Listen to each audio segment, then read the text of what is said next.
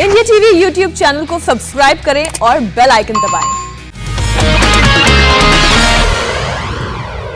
Central Vista project पर इस वक्त केंद्रीय मंत्री हरदीप पुरी एक प्रेस कॉन्फ्रेंस कर रहे हैं, सीधे लिए चलते हैं। भाई साहब, ये फिगर्स कहां से आ रहे हैं? और सेंट्रल विस्टा और सेंट्रल विस्टा एवेन्यू में का उनमें अंतर जो है वो भी नहीं मालूम। The two are being freely interchanged. पहली बात तो यह है कि सेंट्रल विस्टा प्रोजेक्ट जो एक बड़ा प्रोजेक्ट है जिसमें अगले 250-300 वर्ष के लिए हमें भारत सरकार का गवर्नेंस आर्किटेक्चर जो है उसके बनाने की हमारे पास एक ब्रॉड प्लान है। यह प्रोजेक्ट ना अभी शुरू हुआ है ना अभी कंसेप्चुअलाइज हुआ है। मैं आपको इसका 2 उदाहरण देता हूं। जो हमारी पार्लियामेंट बिल्डिंग है ये कुछ 100 वर्ष पहले बनाई गई थी, not for the legislature of N independent country. उस समय हमारे जो जिनकी हुकूमत थी उस समय एक स्वतंत्र भारत के वो बात करने को तैयार नहीं थे। बाकी भी जो बिल्डिंग्स हैं, Rashtrapati Bhavan, north block, south block, parliament, बाकी जो हेरिटेज बिल्डिंग है, हम शुरू से ये स्पष्ट करते आ रहे हैं कि none of these buildings will be touched. जो हिस्टोरिक, कल्चरल, आइकॉनिक बिल्डिंग्स है, they will remain exactly as they are. तो कॉस्ट पे मैं आपको बताना चाहता हूं। इसमें इन्होंने बोला कि पता नहीं कितने हजार करोड़ एक किसी के आवास बनाने में लग रहे हैं, किसी ने कुछ बोला। इस समय 2 projects are under implementation and those are the new parliament building और Central Vista Avenue. Central Vista Avenue Rajpath, उसकी ब्रॉडनिंग। ये क्यों प्रायोरिटी बेसिस पे ये 2 सेगमेंट्स पे हम काम कर रहे हैं? क्योंकि 2022 में 75th anniversary celebrations, we had always planned कि these will be held in the new parliament building। और ये बातचीत कब शुरू हुई थी? मैं आपको याद दिलवाना चाहता हूं कि 2012 में जब मीरा कुमार जी ऑनरेबल स्पीकर थी लोकसभा की, तो उनके एक ओएसडी थे जिन्होंने हाउसिंग मिनिस्ट्री के सचिव को एक पत्र लिखा था जिसमें यह स्पष्ट तरीके से कहा गया कि एक डिसीजन ले लिया गया है that a new parliament building should be built. और अभी जो फॉल्स नैरेटिव क्रिएट करते हैं हमारे ही पॉलिटिकल एक कॉलीग है, मैं एडवर्सरी तो नहीं कहना चाहूंगा क्योंकि ऐसे शब्द हमें इस्तेमाल नहीं करने चाहिए, पर अपनी बातों से कभी कभी वो लगते हैं, जिन्होंने 2012 में एक आर्टिकल लिखा था हिंदू न्यूज़पेपर में, जयराम रमेश जी। और उनकी जो एग्जैक्ट लैंग्वेज है वो भी मैं आपको जरा पढ़ के सुना दूं। We badly need a new parliament building, this one simply isn't functional and is outdated. ये 2012 का जयराम जी का एक आर्टिकल है। स्पीकर के ओएसडी ने एक पत्र लिखा हमारे मंत्रालय के सचिव को कि एक डिसीजन हो गया, नई पार्लियामेंट बिल्डिंग बनाई जाए। इसको रीइंफोर्स किया लोकसभा के ऑनरेबल स्पीकर ने, राज्यसभा के ऑनरेबल प्रिजाइडिंग ऑफिसर ने। और इस पे जो काम है महामारी के बहुत पहले ही फैसला ले लिया था, कर लिया था।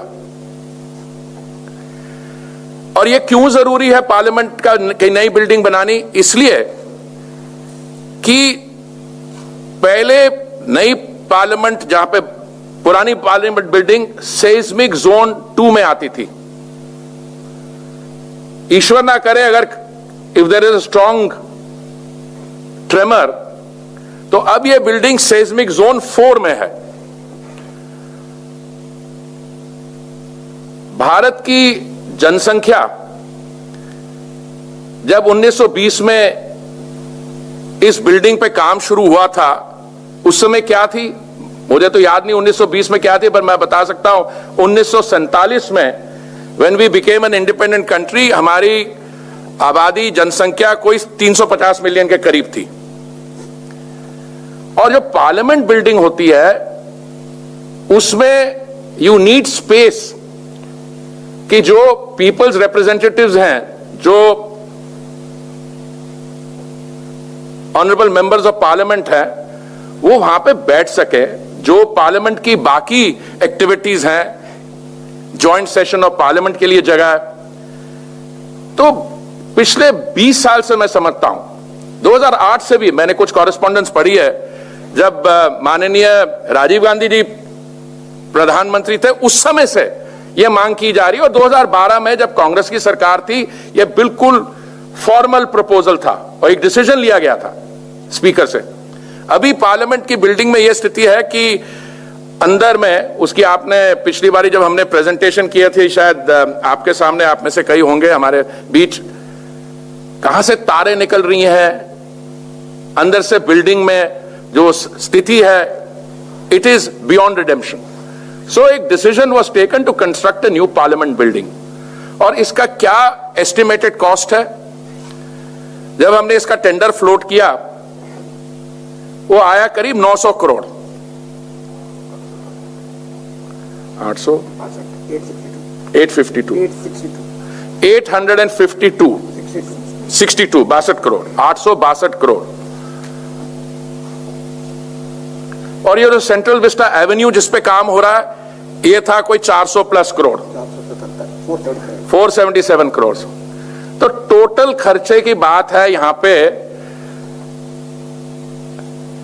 1300 करोड़ के आसपास की। और इसमें रिलेशनशिप क्या है विद द पेंडेमिक? 20,000 करोड़ का खर्चा आप महामारी के दौरान कर रहे हैं, इस पैसे को आप लगाइए वैक्सीनेशन प्रोग्राम पे। वैक्सीनेशन प्रोग्राम पे भी I am quite happy to answer question. 35,000 crore केंद्रीय सरकार ने वैक्सीनेशन प्लान के लिए एलोकेट किया है, और मैंने आज तक कहीं से नहीं सुना, माननीय प्रधानमंत्री जी ने कई बार इस पे पर्सनल मीटिंग्स ली हैं, और कोई पैसे की कमी होगी वैक्सीनेशन प्रोग्राम के लिए तो there is enough money. Vaccine availability दूसरी बात है, उस पर also we can come and focus. और जो बाकी प्रोजेक्ट्स हैं इस में, उसमें मैं 1 मिनट में आता हूं, पर बताना चाहता हूं महाराष्ट्र में एक सचिवालय बन रहा है, उसका कितना खर्चा हो रहा है? महाराष्ट्र में हॉस्टल बन रहा है, एमएलए का हॉस्टल बन रहा है 900 करोड़ का। ये तो केंद्रीय सांसद पार्लियामेंट बिल्डिंग है, और जिसमें 2026 में डिलिमिटेशन के कारण जो number of members will increase, ये जो अभी जो फ्रीज है हमारे करंट नंबर्स पे, दैट विल बी लिफ्टेड इन 2026। फिर क्या करोगे? पार्लियामेंट के अंदर बंक सीटिंग कराएंगे?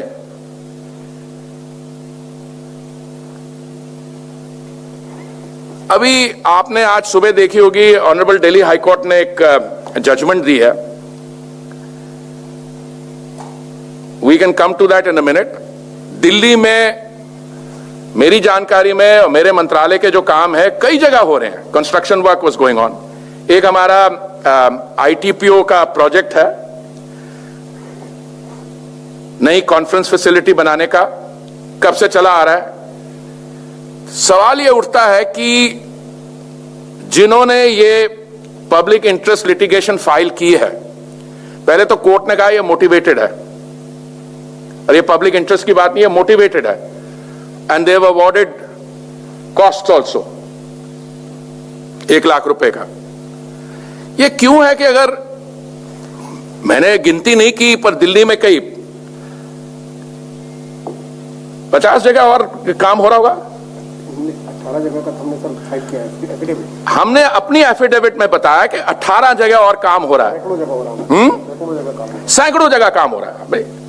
तो आप क्या चाहते हैं कि अगर हमारे सामने एक चैलेंज आया, first wave, we brave that challenge with great courage, और दूसरा भी क्या करें, हम ये काम बंद कर दें कि जो हमारे भाई हैं वहां पे, बहन भाई हैं जो उस पर काम कर रहे हैं, they should be without work.